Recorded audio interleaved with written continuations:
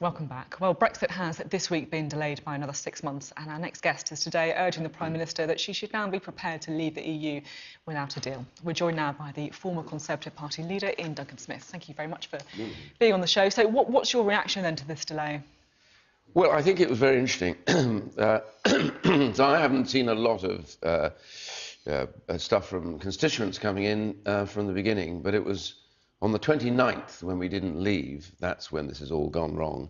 Up until then, people were prepared to give Theresa May the benefit of the doubt, but they knew that she had said she would leave on the 29th of March. And the big problem was, as soon as we didn't leave, you can see all the poll ratings start to crash, and it's wholly linked to the fact that Leave or Remain, they were expecting us to go. When we didn't go, it looked like a complete breach with the pledge that we had made, and that's a disaster for a political party, and there's no question that polling at the moment, I think it's very voluble and very flexible, but it's where it is now, and I suspect it's about right. And the Sunday Telegraph is leading on a poll of polls that they've done, saying that the Labour Party would be the largest party if there was a general election. Jeremy Corbyn in number 10. I mean, do you think that is the case?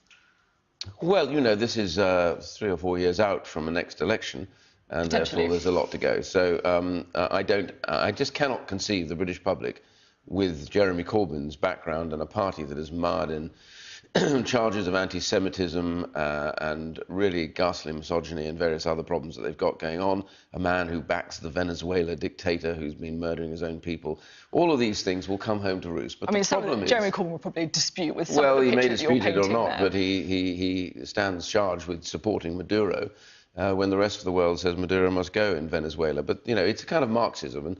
And my point about this is whether people like it or they don't like it, none of that will be on display because it's all about Brexit at the moment. It's all about whether the Conservatives have delivered on their ability to leave the European Union. And we really have to get out, and we simply cannot fight the Euro elections. I gather dozens of Conservative Association members have now written a letter to the Prime Minister saying they are not prepared to fight Euro elections. It would be an utter disaster for us, and a disaster for the country. I mean, what are you going to say on the doorstep? Vote for me and I'll be gone in 3 months.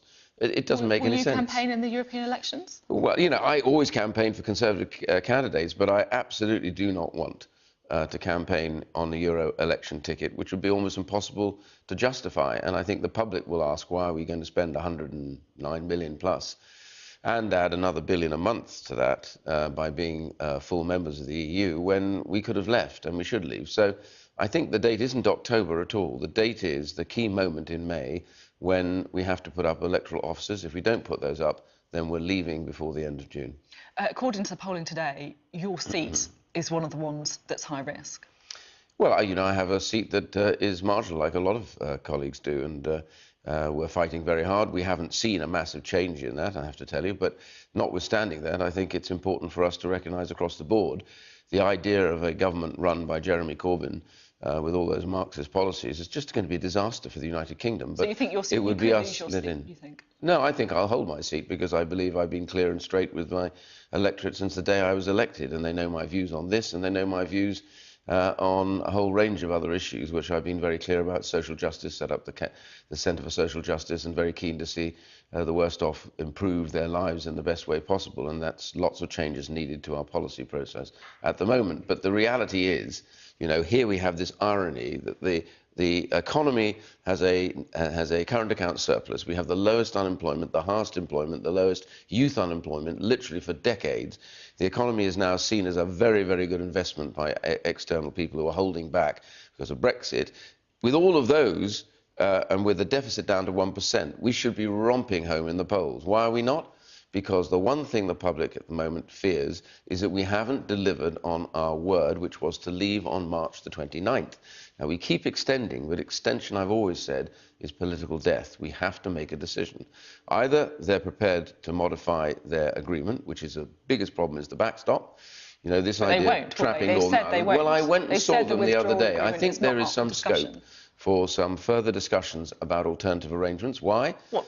because the EU themselves have now said that no matter what, there will not be a hard border on the border in Northern Ireland, and they'll have alternative arrangements. Well, if they're going to do that for no deal, their threat that there would be borders, hard borders in Northern Ireland, is gone. That means now there is scope to say, well, if you are going to do that, and we put forward proposals months ago to them about how they would do it using existing customs techniques, then you can do it when you have the deal. And that would end the whole problem about the backstop. So you went to meet with Michel Barnier this week, didn't you? Who was kind of leading the Brexit negotiations for the EU. Are you seriously saying that he told you the withdrawal agreement would be up for renegotiation? No, I'm not. That's the opposite that he's been saying, isn't it? No, I'm not going to get into this, what we actually discussed, because there is still some scope, I think. But the key bit that I think both sides now grudgingly accept is that the backstop does not work. It doesn't deliver what you want. It's impossible to run. Practically, it doesn't work. And it literally would cut Northern Ireland away from the United Kingdom. Well, you don't like the backstop, but the EU and the British government are backing the backstop. Genuinely, the EU knows the backstop doesn't work. It simply, physically, practically does not work. Is that what Barnier told you? I know, because you can't apply it. You know, under the existing backstop proposals, the whole of the UK would have to be doing some 250 million wet stamp pieces of paper at the borders. These are plucked from the Turkish agreement and dumped into this agreement at the last moment. It doesn't work, and they know it. So they're working on this as much as we are. So my point is, let's be honest with each other. Let's not wait to get this done. Let's do this now, and we can actually produce alternative arrangements that mean that Northern Ireland is no longer under threat to be left out of the UK, and we would then be able to have an agreement which actually works. That's a possibility. It's a very strong possibility right now, but we've got to get on with it. Another possibility is staying in the EU. Are you worried that we might actually end up never leaving? I believe we have to leave. I believe we will leave. Both parties were elected on manifestos that said they were leaving the customs union, the single market. The problem has been that inside Parliament, it's stuffed full of people who have never accepted the result.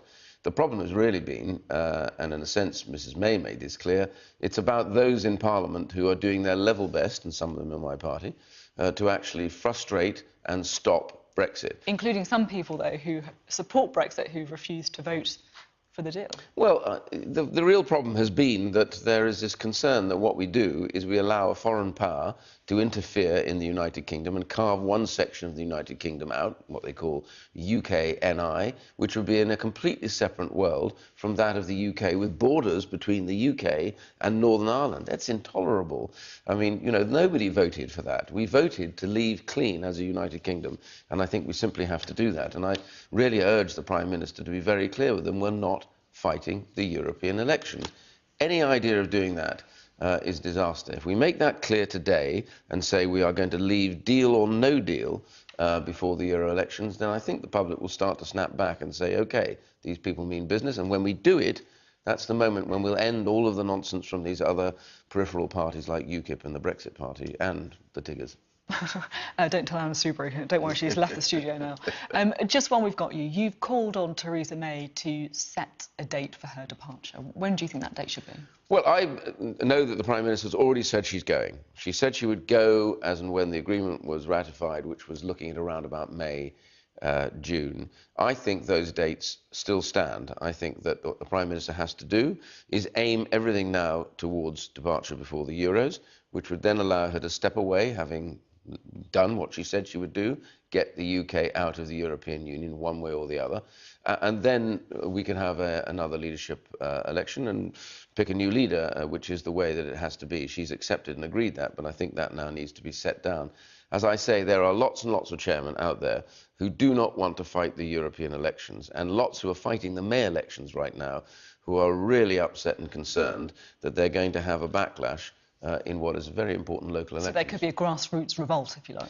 Well, there already is, to be quite frank. People don't want to fight the Euro elections. They want to get on with the May elections, and they want to do it in the sense that they can say to the public, we promised you we would leave, we are and have left. So we will leave, you know, before the Euro elections take place.